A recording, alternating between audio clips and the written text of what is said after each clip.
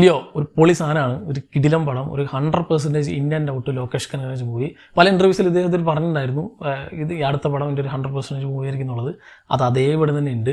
എന്താണ് നമ്മളൊരു ലോകേഷ് പടത്തിൽ നിന്ന് എക്സ്പെക്ട് ചെയ്യുക, അതെല്ലാം നിറഞ്ഞ ഒരു പ്രോപ്പർ ആക്ഷൻ ത്രില്ലർ എൻ്റർടൈനറാണ് ഈ ഒരു മൂവി. ദെൻ ലിയോയിൽ എനിക്കിഷ്ടമായ മറ്റൊരു കാര്യം, മറ്റൊരു നല്ല ലോകേഷ് ചിത്രം കണ്ടു എന്നതിലുപരി കുറേ കാലത്തിന് ശേഷം നല്ലൊരു വിജയ് ചിത്രം കണ്ടു എന്നതാണ്. അതും ഒരു നോർമൽ വിജയ് ചിത്രമല്ല, ഇതുവരെ കാണാത്ത രീതിയിലുള്ളൊരു വിജയ് ചിത്രം. നമ്മളിപ്പോൾ ഒരു ടിപ്പിക്കൽ ടെംപ്ലേറ്റ് ഫോർമാറ്റ് വിജയ് ചിത്രങ്ങൾ എന്ന് പറഞ്ഞ ഒരു ജോണർ തന്നെ ഇദ്ദേഹം സൃഷ്ടിച്ചെടുത്തിരുന്നു. അതിൻ്റെ എൻറ്റയർലി അതൊക്കെ പൊളിച്ചടുക്കിയിട്ടുള്ള എൻറ്റയർലി ഡിഫറെൻ്റ് ആയിട്ടുള്ള ഷെയ്ഡിലുള്ളൊരു ക്യാരക്ടറുള്ള, ഡിഫറെൻ്റ് ആയിട്ടുള്ള മാനറിസങ്ങളുള്ള, ഇതുവരെ നമ്മൾ കാണാത്ത ദളപതി വിജയുടെ ആ ഒരു ആക്ടിങ് സ്കിൽസും പെർഫോമൻസൊക്കെ നമുക്ക് കാണാൻ പറ്റുന്നൊരു മൂവിയാണിത്. അതുകൊണ്ട് തന്നെ ഇങ്ങനെ വേറൊരു ഷെയ്ഡിൽ കണ്ടതുകൊണ്ട് തന്നെ, അല്ലെങ്കിൽ പ്രസൻറ്റ് ചെയ്തതുകൊണ്ട് തന്നെ ഈ സിനിമ എന്നെ സംബന്ധിച്ച് ഒരു കിഡിലൻ എക്സ്പീരിയൻസ് തന്നെയായിരുന്നു. കാരണം ഞാൻ എന്താണോ പ്രതീക്ഷിച്ചത്, സ്ഥിരം കാണുന്ന വിജയ് ചിത്രങ്ങൾ കണ്ട് മടുത്ത ഒരു പ്രേക്ഷകൻ എന്ന നിലയ്ക്ക് ഞാൻ പ്രതീക്ഷിച്ച എല്ലാ അതിനകത്തുണ്ട്. അതിനകത്തിപ്പോൾ ഫൈറ്റും ആക്ഷനും കൊറിയോഗ്രഫിയും അത് മാത്രമല്ല, ബാക്കിയുള്ള കുറേ സാധനങ്ങളുണ്ട്, ടെംപ്ലേറ്റ് കുറേ സാധനങ്ങളുണ്ട്. അതിനൊക്കെ പൊളിച്ചടുക്കിക്കൊണ്ട് ഈവൻ ഒരു ഇൻട്രോ സോങ് ഉണ്ടാവും, അത് കഴിഞ്ഞിട്ട് കുറേ ഡാൻസ് സീക്വൻസ് എന്നിങ്ങനെ പറഞ്ഞ് പിന്നെ കുറേ പഞ്ച് ഡയലോഗ്, ഇതൊന്നും ഈ സിനിമയിലില്ല. ഇതൊക്കെ നേരത്തെ പല ഇൻ്റർവ്യൂസിൽ ഇദ്ദേഹം പറഞ്ഞിട്ടുണ്ടായിരുന്നു, അത് അതേപടി തന്നെ ഉണ്ട്. സോ അതുകൊണ്ട് തന്നെ ഈ ഒരു കാര്യം കൊണ്ട് ഒരു ടിപ്പിക്കൽ ടെംപ്ലേറ്റ് വിജയ് ചിത്രം അല്ല എന്നതുകൊണ്ട് തന്നെ നല്ലൊരു ലോകേഷ് ചിത്രം എന്നതിലുപരി നല്ലൊരു വിജയ് ചിത്രം എന്നാണ് ഞാൻ ഈ സിനിമ റെക്കമെൻഡ് ചെയ്യുക. സ്ഥിരം കാണുന്ന വിജയ് ചിത്രങ്ങൾ കണ്ട് മടുത്തവരാണെങ്കിൽ തീർച്ചയായിട്ടും നിങ്ങളിത് കംപ്ലീറ്റ്ലി സാറ്റിസ്ഫൈ ആവും. എനിക്ക് കംപ്ലീറ്റ്ലി ഒരു സാറ്റിസ്ഫാക്ഷൻ കിട്ടിയൊരു മൂവിയാണ് ലിയോ എന്ന ചിത്രം. ഒരു വളരെ ജനറിക് ആയിട്ടുള്ള സ്റ്റോറി ലൈനാണ് സിനിമയ്ക്കുള്ളത്. നമ്മളിപ്പോൾ ട്രെയിലറൊക്കെ കണ്ടിട്ടുണ്ടെന്ന് എന്താണ് പ്രൊഡിക്റ്റ് ചെയ്യുക, അത് അതേപടി തന്നെ ഉള്ളത്. സോ വേണമെങ്കിൽ ഒരു 100% പ്രൊഡിക്റ്റബിൾ മൂവിയാണെന്ന് പറയാം. ചില സീക്വൻസൊക്കെ നമുക്ക് നേരത്തെ അറിയാമായിരിക്കും ഇനി അടുത്ത് എന്താണ് നടക്കാൻ പോകുന്നത്, പക്ഷേ അതെങ്ങനെയാണ് പ്രസൻറ്റ് ചെയ്യാൻ പോകുന്നത്, ഈ ഒരു ക്യാരക്ടർ ഈ ഒരു സിറ്റുവേഷനിൽ എന്താണ് ചെയ്യാൻ പോകുന്നതെന്നൊക്കെയാണ് സിനിമ ഹൈലൈറ്റ് ആയിട്ടുള്ളത്. പക്ഷേ അതിൻ്റെ ഒരു മേക്കിംഗ് അത് കാണാനാണ് നമ്മൾ ഇരിക്കുന്നത്, അത് അതേപടി തന്നെ ഉണ്ട്. സോ അതുകൊണ്ട് തന്നെ ഒരു ലാഗോ ഒരു വലിപ്പിക്കലോ ഒന്നും തന്നെ എനിക്ക് ഫീൽ ചെയ്തിട്ടില്ല. ഒരു 2-2.25 മണിക്കൂർ ഉണ്ടെങ്കിൽ അത് കംപ്ലീറ്റ്ലി തറോലി എൻജോയ് ചെയ്തിട്ട് കണ്ടൊരു മൂവിയാണ്. പക്ഷേ ഇതിൻ്റെ ഒരു ഫസ്റ്റ് ഹാഫ് ഉണ്ട്, ആ ഒരു ഫസ്റ്റ് ഹാഫിലൊരു സ്വാഗ് ഉണ്ട്, ഒരു വൈബ് ഉണ്ട്. അത് സെക്കൻഡ് ഹാഫിലേക്ക് വരുമ്പോൾ കുറച്ച് ഡൗൺ ആവുന്നുണ്ട്.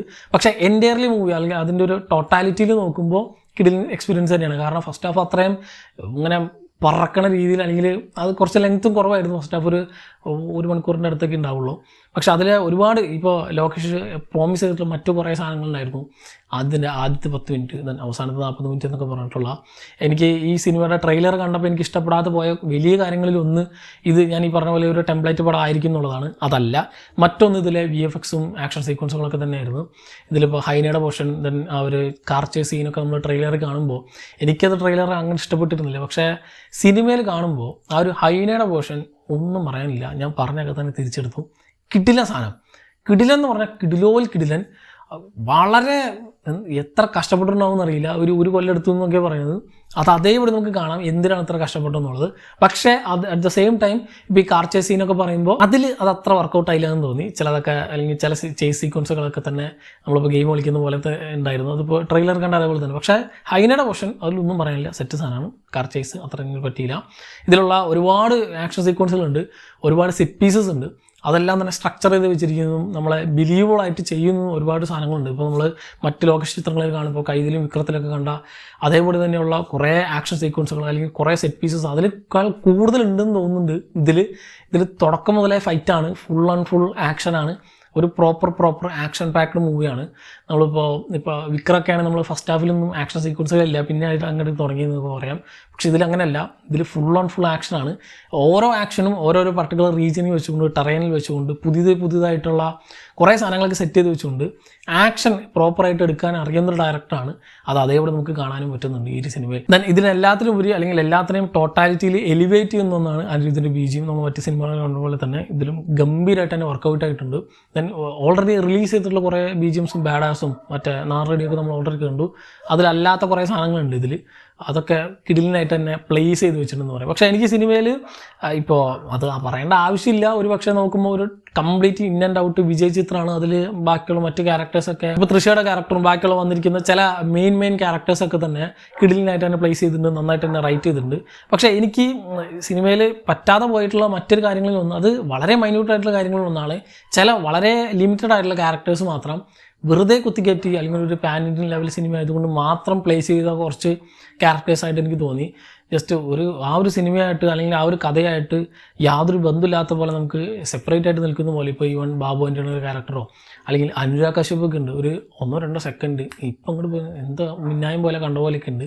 സോ അതുപോലത്തെ ചില അണ്ടർ യൂസ്ഡ് ക്യാരക്ടേഴ്സ് എനിക്ക് തോന്നി അവരെ കുറച്ചും കൂടി യൂട്ടിലൈസ് ചെയ്യായിരുന്നു. ഇപ്പോൾ പ്രിയാനന്ദൻ്റെ ക്യാരക്ടറൊക്കെ ഉണ്ട്, എപ്പോഴൊക്കെയോ വന്ന് എന്തൊക്കെയോ ചെയ്തു പോകുന്നു എന്നുള്ള പറയുന്ന പോലെ.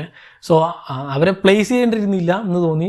ചിലപ്പോൾ വലിയ ഒരു പാൻ ഇന്ത്യൻ സെറ്റപ്പ് എത്തിയപ്പോൾ അല്ലെങ്കിൽ സിനിമയുടെ ഒരു സ്കോപ്പ് കൂട്ടാൻ വേണ്ടി ഉൾപ്പെടുത്തിയതായിട്ട് മാത്രം തോന്നി. ഇത് മാത്രമാണ് എനിക്ക് ആകെ ക്യാരക്ടേഴ്സിൽ പറയാനുള്ളത്. പക്ഷേ ആ ഒരു പ്രോപ്പർ വിജയ് ചിത്രമാണ് നിങ്ങൾ കാണാൻ പോകുന്നതെങ്കിൽ ഇതൊന്നും നമ്മൾ ഓർമ്മയിൽ നിൽക്കില്ല. ദെൻ മെയിൻ കാര്യങ്ങളിലൊന്ന് LCU ആണോ അല്ലയോ എന്നുള്ളത്, അത് നിങ്ങൾ കണ്ടിന് എക്സ്പീരിയൻസ് ചെയ്യാം. അതെങ്ങനെ പറഞ്ഞാൽ പിന്നെ എന്താ ഉള്ളത്, ഇതിപ്പോൾ നിങ്ങൾ പല ഷോർട്സും അല്ലെങ്കിൽ ഓൾറെഡി കുറേ സാധനങ്ങൾ റിലീസ് ചെയ്തിട്ടുണ്ടാവും. കഴിവതൊന്നും അറിയാതെ കണ്ടുവെക്കുക, ഒരു കിഡിലിൻ എക്സ്പീരിയൻസ് തന്നെയായിരിക്കും. ദെൻ സിനിമ ഓക്കെ കണ്ടുവെക്കുക. ഇത്തരം കാര്യങ്ങൾ എനിക്ക് പറയാനുള്ളത്. എനിക്ക് കംപ്ലീറ്റ്ലി സാറ്റിസ്ഫൈ ആയി. ദളപതി വിജയും ലോകേഷും കൂടി 2ാം വട്ടം ഒന്നിക്കുമെന്ന് പറഞ്ഞപ്പോൾ എന്താണ് നിങ്ങൾ എക്സ്പെക്ട് ചെയ്തത്, അത് അതേപടി തന്നെയുള്ള സിനിമയാണെന്നാണ് എൻ്റെ ഒരു വിശ്വാസം. അതുകൊണ്ട് തന്നെ ഞാൻ കംപ്ലീറ്റ്ലി സാറ്റിസ്ഫൈഡ് ആണ്. ഞാൻ പ്രതീക്ഷിച്ചൊരു സിനിമ തന്നെയാണ് എനിക്ക് കിട്ടിയത്. കാരണം സ്ഥിരം കണ്ണു മടുത്ത ഒരു ടെംപ്ലേറ്റിൽ നിന്ന് മാറി ചിന്തിക്കണം എന്ന് മാത്രമേ എനിക്ക് ഉണ്ടായിരുന്നുള്ളൂ. വേറെ ഒന്നുമില്ലെങ്കിലും കുഴപ്പമില്ല, പടം എന്തോ ആവട്ടെ, ഇങ്ങനെ വേറെ ഷെയ്ഡിൽ നിന്ന് കാണിച്ചാൽ മതി, അത് ഈ സിനിമയിലുണ്ട്. അതുകൊണ്ട് തന്നെ I am completely satisfied. So ഈ സിനിമ കണ്ടവരുണ്ടെങ്കിൽ സിനിമയെ പറ്റിയുള്ള നിങ്ങളുടെ അഭിപ്രായം എന്താണെന്നുള്ളത് താഴെ കമൻറ്റ് ബോക്സിൽ കമൻറ്റ് ചെയ്യുക. മറ്റൊരു വീഡിയോയോട് വീണ്ടും കാണാം. നന്ദി.